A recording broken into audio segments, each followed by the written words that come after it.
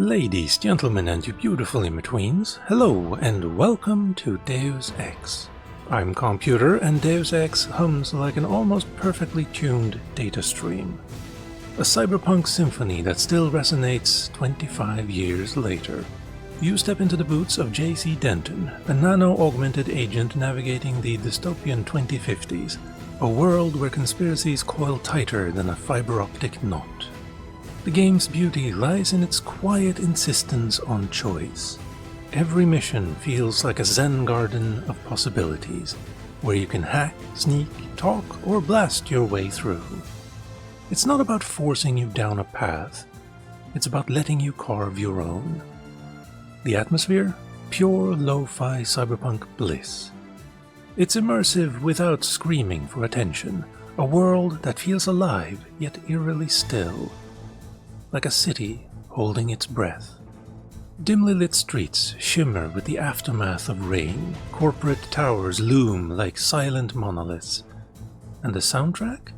Those pulsing synthetic beats cradle your ears like the hum of a server farm. The graphics, blocky by today's standard, carry a raw charm, like pixelated calligraphy that invites you to fill in the blanks with imagination. Gameplay is where Deus Ex sings its quiet siren song. You're not just playing a role, you're sculpting JC's identity.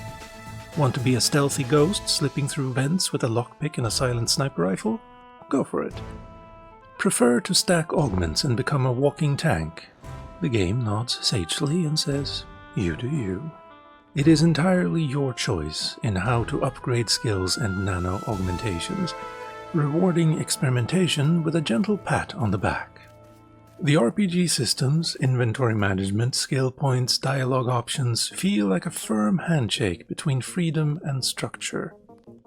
The story, though, that's the real data cache. It weaves a tapestry of government conspiracies, AI ethics, and human augmentation that feels less like fiction and more like a prophecy whispered in binary. The dialogue can be clunky, like an old modem screeching to connect, but it's earnest, and the moral dilemmas hit hard. Do you trust the shadowy organization you work for? Do you sacrifice freedoms for security? And what are you willing to endure for your principles? Every choice lingers, heavy but not oppressive, like a Zen riddle you can't quite solve. Flaws? Sure, they're there. Like static on a retro screen. The AI can be dumber than a bricked Commodore 64, with enemies occasionally forgetting you even exist.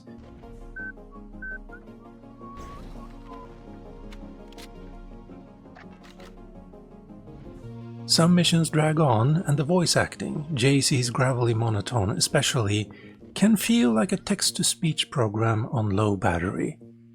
But these quirks, they're part of the charm. Like scratches on a beloved vinyl record. Playing Deus Ex in 2025 feels like rediscovering a lost databank of wisdom. It's not just a game. It's a meditation on agency, power, and the human condition, wrapped in a cyberpunk aesthetic that's still cool as hell. It is slow, deliberate, and deeply rewarding. A digital puzzle box that asks, what does it mean to be free? And trusts you to find the answer on your own. Every time Deus Ex is mentioned, someone will reinstall it. And that is an earned legacy. While playing through this cult classic, I tried many mods on offer to let the game breathe more freely on modern computers. But first, I unknowingly played it more or less unmodded, which, while done mistakenly, I am now glad I did, as it let me understand more fully what the mods lend to the experience.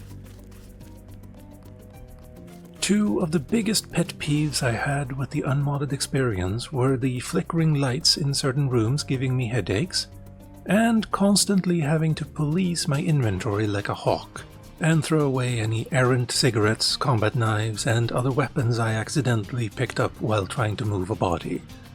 Related to this, If a body has items on it, you cannot pick said body up. And if your inventory is full, that body is just gonna have to stay there for an enemy to discover. Both of these were immediately fixed upon installing and setting up Transcended mod. There's an anti-epilepsy toggle, removing all strobing lights in the game, and you also get an item refusal list, which means anytime you go to pick up a body, you'll immediately dump any unwanted items on the ground, letting you pick up the body without worry. These two changes alone make the mod worth the effort to install, but there are also more than 300 other changes to the game. From other quality of life changes, to AI enhancements, to an autosave function, to balance changes to weapons, skills and augmentations. And yet, with all of those changes, it still feels like the same game, just less frustrating. If you have not yet played through Deus Ex, and are wondering how best to experience the game for the first time, I would absolutely suggest you install Transcended. Next, I played through the Revision mod. Of all the different mods, this is by far the easiest to install, as it is available on Steam. First, you install the Steam version of Deus Ex Game of the Year Edition, then you install Deus Ex Revision in the exact same hard drive location, and that's it. Revision makes more sweeping changes to the game, both in combat balance as well as in map layouts, but also in quality of life changes. You will also be given way more options in how to tailor your experience, from different game modes to playing with updated maps or textures to even activating other mods like Shifter and Biomod. Revision also comes with a new Game Plus mode once you finish the game, which is something I sorely missed when completing Transcended. Despite the many options you have at your disposal, I would not recommend Revision for a first playthrough, as it is much harder than the vanilla or Transcended experience. But if you've already played through the game before, I think it will be a very enjoyable experience, with equal parts nostalgia and novelty. And hey, if you aren't a fan of the new maps, you can play with the vanilla ones. I haven't finished the game with GMDX or Give Me Deus Ex yet. I'm only about halfway through the game so far, but it shares many of the changes with Revision, but seems to have an even bigger emphasis on NPC behavior. Enemies can now lay down suppressing fire, destroy the cover you're hiding behind, or sound the alarm when discovering a dead or unconscious ally. You can now also mantle ledges, letting you traverse the world even more freely. Also, you can assign secondary weapons like a melee weapon or a grenade to use with a single press of a button, rather than having to switch to the weapon and then attack with it. Each skill also has 3 perks you can invest points in, and instead of a pretty much useless swimming skill, you now get the more universally applicable athletics skill. Also, bio-augmentations have 3 different methods for activation: active, passive, or contextual.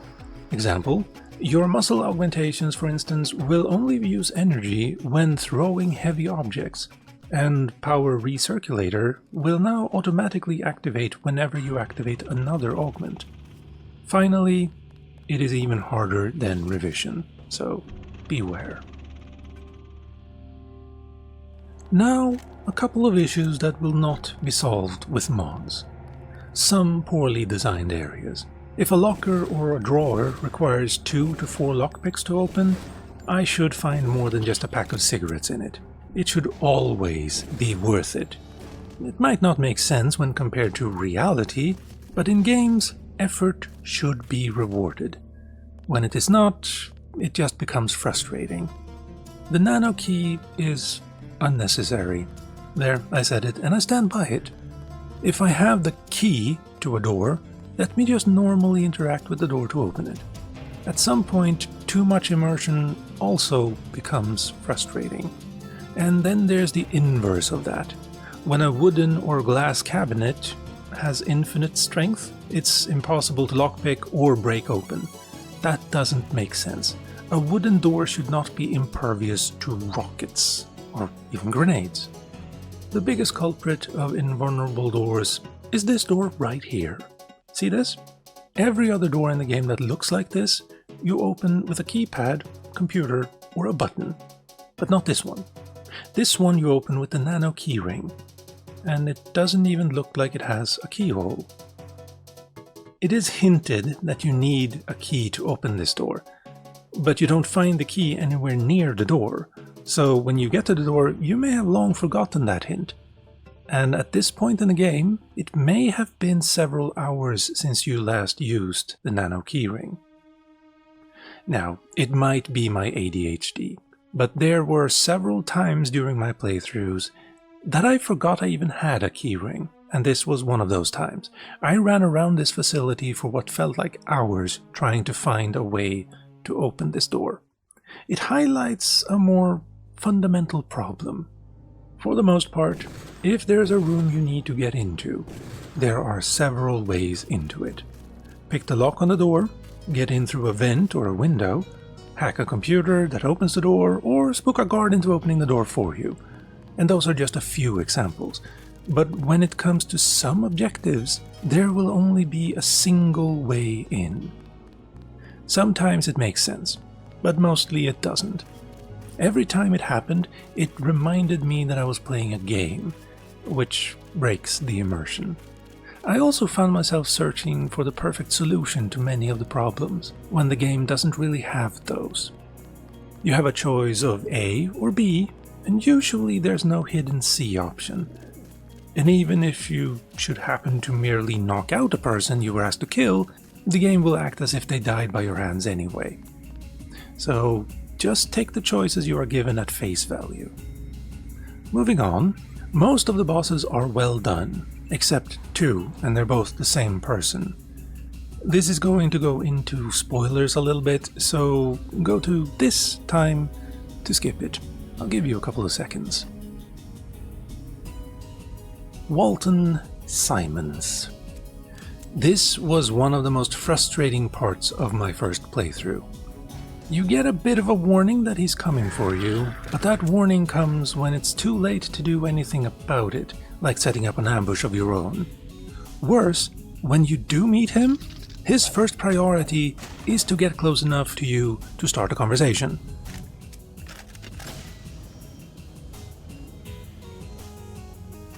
If you recall our chat in the break room at UNATCO, you know that I have the same augmentation technology as you.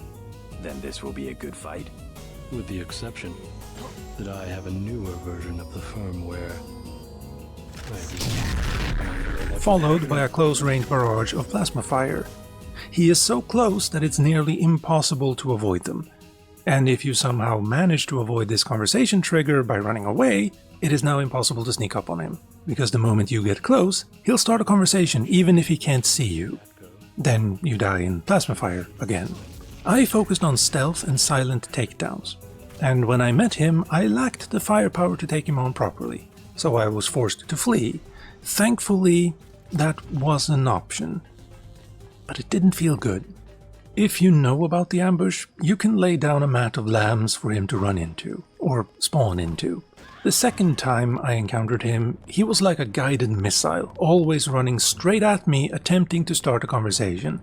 And then he again spammed me with plasma fire the moment the conversation was over. But that time, I had a GEP gun, so I picked him off from a distance while he was trying to talk to me. It might be possible to avoid him here too, but I don't know how.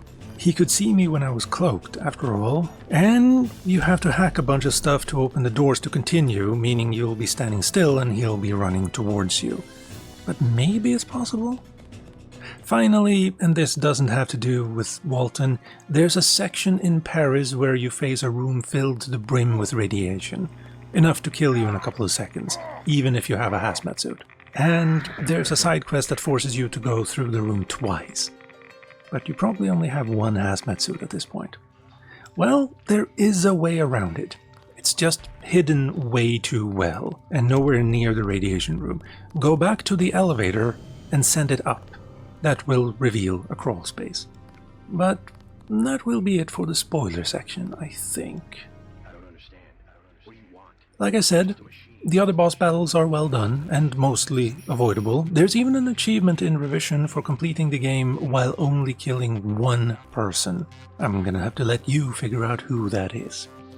But, as I said in the intro, these are small blemishes on the overall beauty of this game. It was the first game of its type. We have since lumped in both System Shock and Ultima Underworld in the immersive sim genre, but Deus Ex feels like the first game to nail down the formula, the style of gameplay we now know immersive sims for. And as the first, it is understandable that it has flaws. I'm just glad that mods are available that can fix many of those flaws. And now for something that is flawless: the music. It's sublime. And if the soundtrack is not enough for you, I urge you to go to OC Remix and listen to all of the remixes available, or follow the composer Alexander Brandon on Twitch. In conclusion, Deus Ex deserves to be called a cult classic, and you should play it or replay it. I tried something new at the beginning of this review. Hopefully you've enjoyed it. If not, let me know with a comment or come at me on twitch.tv/Calmputer. But with all of that said and done, ladies, gentlemen, and you beautiful in-betweens, I've been Calmputer, and this has been Deus Ex and a few of its mods. Thank you for watching, and I hope you'll tune in for the next game.